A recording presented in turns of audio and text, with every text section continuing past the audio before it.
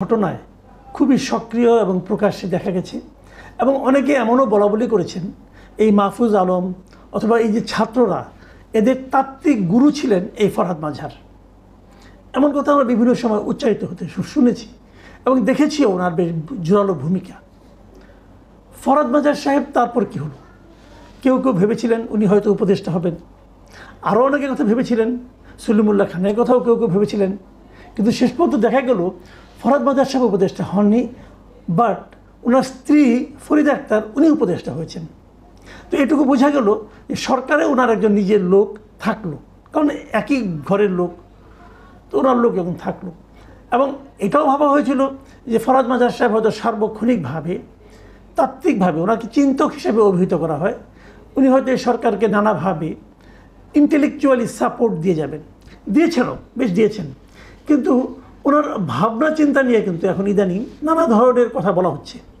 সর্বশেষ আমি আজকে দৈনিক সমকাল পত্রিকায় ফরহাদ মাঝার সাহেবের একটা বড় ইন্টারভিউ দেখলাম, এটা আজকে প্রকাশিত হয়েছে এবং সেই ইন্টারভিউয়ের শিরোনাম হলো গণ অভ্যুত্থান হয়ে গিয়েছে মার্কিন সহায়তায় রেজিম চেঞ্জ।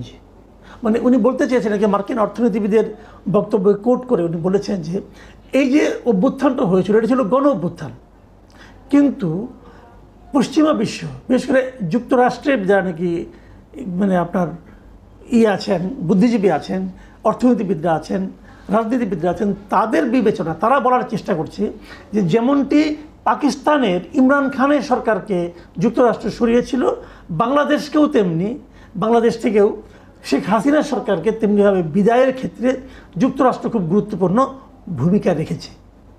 এবং এই যে বক্তব্যটা, এই বক্তব্যে ফরহাদ মাঝার সাহেব খুবই হতাশা ব্যক্ত করেছেন এবং উনি বলেছেন এটা আপাদমস্তক একটা গণ অভ্যুত্থান ছিল, এদেশের সাধারণ মানুষ ক্ষুব্ধ ছিলেন সরকারের প্রতি এবং যে কারণে তাদের যে সম্মিলিত শক্তি, সেই শক্তির মাধ্যমে সরকারের পতন ঘটেছে, এটা ওনার বক্তব্য। এবং উনি বলতে চাচ্ছেন যে জনগণ যে ক্ষমতা প্রয়োগ করে শেখ হাসিনা সরকারকে উৎখাত করেছে, জনগণের সেই ক্ষমতার সঙ্গে পরবর্তীতে যারা এসেছে মানে ইউনূস সরকার অন্যরা, তারা বেসিক্যালি জনগণের সেই ক্ষমতার সঙ্গে বিশ্বাসঘাতকতা করেছে।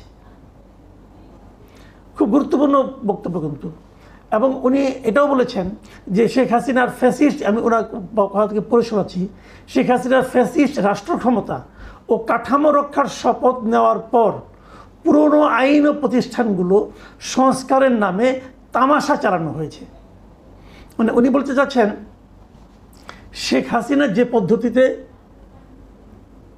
দেশ চালাতো ফ্যাসিস্ট ওয়েতে, এবং সেই সময় যে যে সিস্টেমগুলো ছিল, নতুন সরকার এসে সেই সিস্টেমগুলোকেই টিকিয়ে রাখার চেষ্টা করেছে এবং সেগুলোকে কিছু কিছু সংস্কার করার কথা বলেছে। এবং সংস্কারের নামে তারা যা করছে এখন, সেটাকে ফরহাদ মাঝার সাহেব জাস্ট তামাশা হিসাবে অভিহিত করেছেন। দেখুন, এই সংস্কার নিয়ে কিন্তু সংস্কার যে কমিশনগুলি করা হয়েছে এটা নিয়ে কিন্তু আমার আপত্তি একদম শুরুর দিন থেকে আছে এবং আমি বারবার বলেছি যে যাদের দিয়ে সংস্কার করানো হচ্ছে, যাদের দিয়ে সংস্কার কমিশন করানো হচ্ছে, এই লোকগুলিকে আমার কাছে কখনোই একটা সংস্কারের জন্য যে মন মানসিকতা থাকা দরকার সেই ধরনের মন মানসিকতার লোক মনে হয়নি। আমি এটা শুরুর থেকেই বলে আসছি এবং এই বলার কারণে আমি নানাভাবে সমালোচনার মুখেও পড়েছি। এখন ফরহাদ মাঝার কি বলছেন শুনুন, ফরহাদ মাঝারের কথা কোট আনকোট শুনুন। এই সংস্কার প্রক্রিয়ার জন্য দেশ বিদেশ থেকে যাদের যুক্ত করা হলো তাদের খুব কমই গণ অভ্যুত্থানের সঙ্গে সরাসরি জড়িত ছিলেন, কেউ কেউ গণ অভ্যুত্থানের সমর্থকও ছিলেন না।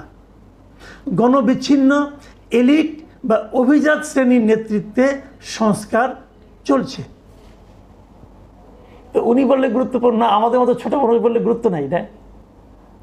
আমি কিন্তু বলেছি, এই কথাগুলি বলেছি আমি আমার মতো করে আরও সহজ ভাষায় বলেছি। উনি ওনার মতো করে জ্ঞানী মানুষ, একটু ঘুরিয়ে পেঁচিয়ে শব্দের মানে আপনার বড় বড় শব্দর মাধ্যমে উনি কথাগুলি বললেন এবং উনি তারপর আবার বলেছেন এর একটা গাল ভরার নামও আছে, ফ্যাসিস্ট হাসিনাকে বাদ দিয়ে নতুন রাজনৈতিক বন্দোবস্ত, অর্থাৎ লুটেরা ও মাফিয়া শ্রেণী সহ দেশি বিদেশি স্বার্থান্বেষী ও কর্পোরেট শক্তির মধ্যে নতুন বোঝাপড়া, পুরনো ফ্যাসিস্ট ব্যবস্থা ও অকার্যকর প্রতিষ্ঠানগুলোর গায়ে নতুন রং চং মেখে হাজির করা।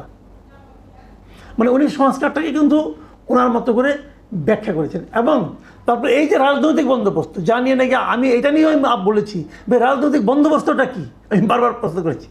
উনি কি বলছেন শুনুন, উনি বলছেন বিস্ময়কর যে খোদ জনগণকেই এই তথাকথিত নতুন রাজনৈতিক বন্দোবস্ত থেকে বাদ দিয়ে দেওয়া হয়েছে। ফরহাদ মাজার কিন্তু ওনার এই কথাবার্তার মাধ্যমে যথেষ্ট হতাশা ব্যক্ত করেছেন যে এরা আসলে কিছু করতে পারছে না, এই ডক্টর ইউনূসের সরকার কিছু করতে পারছে না। এবং উনি ওনার মতো করে এগুলি বলেছেন। উনি ধর্মচর্চা নিয়েও কথা বলেছেন। আমি ওইটা নিয়ে ওটা বিতর্কিত বিষয়, ওই লাইনে আমি যাচ্ছি না, ওটা নিয়ে আলোচনা করব না। আমি আলোচনা করব যে বিষয়টা নিয়ে, সেটা হলো নির্বাচন নিয়ে। উনি নির্বাচন নিয়ে কি বলেছেন, এটাও আমি মনে করি খুবই অ্যালার্মিং কিছু কথাবার্তা উনি বলেছেন। উনি বলেছেন যে নির্বাচন যে বাংলাদেশকে একটা ভালো জায়গায় নেবে এটা সাধারণ মানুষ তো বিশ্বাস করে না, তাহলে জবরদস্তি করে এটা চাপিয়ে দেওয়া ভুল। মানে এই যে নির্বাচনটার কথা বলা হচ্ছে এখন, উনি বলছেন যে এই নির্বাচনটার মাধ্যমে বাংলাদেশ একটা ভালো জায়গায় যাবে এটা এই দেশের সাধারণ মানুষ মনে করে না। তাহলে সবার উপর জবরদস্তি করে একটা নির্বাচন চাপিয়ে দেওয়া ওটা ভুল হবে। আর উনি এটা বলেছেন আবার উল্টো দিকে, আবার সাধারণ মানুষ এই আস্থাও হারিয়েছে যে ডক্টর ইউনূস তাদের আকাঙ্ক্ষা পূরণ করবেন। এটা হলো রাজনৈতিক বাস্তবতা। অর্থাৎ সাধারণ মানুষ এখন ডক্টর ইউনূসের উপরও আস্থা রাখতে পারছে না। সাধারণ মানুষের যে চাহিদা, সে চাহিদা ডক্টর ইউনূস পূরণ করতে পারবেন এই প্রত্যাশা, এই চিন্তা সাধারণ মানুষের মধ্যে নেই। আবার নির্বাচন হলে সব সমস্যার সমাধান হয়ে যাবে এটাও সাধারণ মানুষ বিশ্বাস করে না। এটা হলো ওনার বক্তব্য। ওনার বক্তব্যের সঙ্গে কিন্তু আমি মোটামুটি একমত, কিন্তু আমি একটা জায়গায় দ্বিমত। সেই জিনিসটা হলো তাহলে আমরা কী করব? নির্বাচন আমাদের সমাধান দেবে না, ডক্টর ইউনূসও আমাদের সমাধান করতে পারবে না, তাহলে আমরা কি করব? আমি মনে করি এই দুটো চিন্তার মধ্যে নির্বাচনটা হলো সবচেয়ে অধিকতর গ্রহণযোগ্য পদ্ধতি। এই কারণে যে নির্বাচনে হয়তো আমাদের অনেক সমস্যার সমাধান হবে না, কিন্তু একটা কাজ তো হবে, জনগণের যে শক্তিটা, জনগণ যে তার ভোটাধিকারের মাধ্যমে একজন লোককে ক্ষমতায় বসাতে পারে আবার ক্ষমতা থেকে নামিয়ে ফেলতে পারে, এই শক্তিটা কিন্তু গত 15 বছর ধরে আমরা একরকম ভুলতে বসেছি। সেই জায়গা থেকে আমরা বেরিয়ে আসতে পারবো। জনগণ আবার আত্মবিশ্বাসী হয়ে উঠবে। জনগণ একসময় মনে করতেছিল যে আমাদের তাহলে ভোটাধিকারের কোনো মূল্য নাই, আমার হাতে কোনো ক্ষমতা নাই। কিন্তু যদি নির্বাচনটা ঠিকঠাক মতো হয়, জনগণ এই আত্মবিশ্বাসটা আবার ফিরে পাবে। হ্যাঁ, আমি পারি, আমি একদল লোককে ক্ষমতায় বসাতেও পারি, আবার ক্ষমতা থেকে নামাতেও পারি।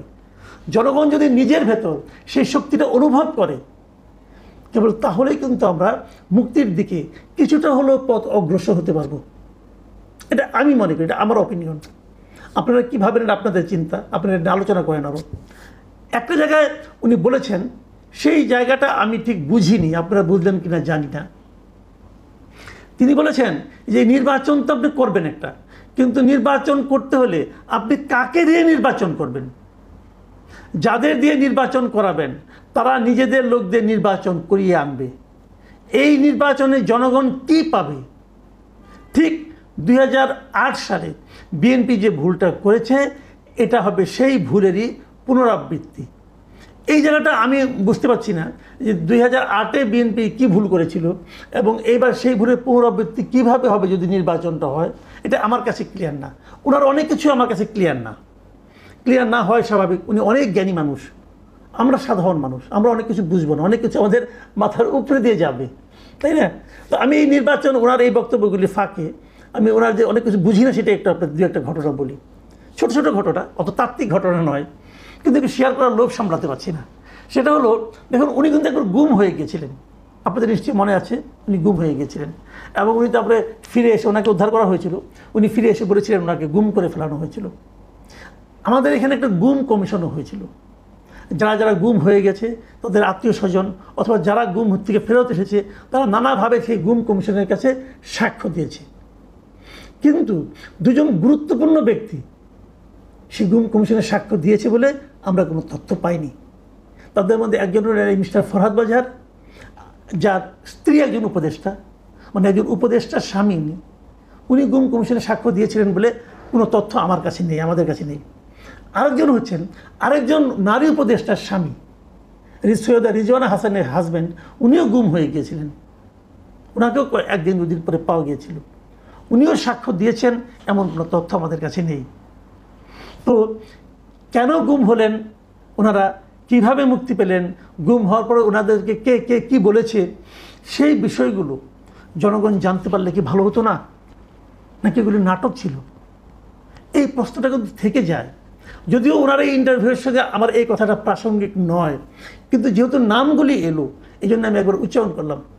কারণ আমরা যে লোকটাকে শ্রদ্ধা করি, যে লোকটাকে শ্রদ্ধা করতে চাই, যার কথা আমরা বিশ্বাস করতে চাই, যার কথা আমাদের মধ্যে নতুন চিন্তার জন্ম দেয়, সেই লোকগুলোর ব্যক্তিগত জীবনযাপনও আমাদের কাছে ট্রান্সপারেন্ট হলে আমাদের ভাবতে সুবিধা হয়। আমরা অস্পষ্ট মানুষের অস্পষ্ট বক্তব্য নিয়ে আলোড়িত হতে চাই না। প্রিয় দর্শক, এখন এই পর্যন্তই। আল্লাহ হাফিজ।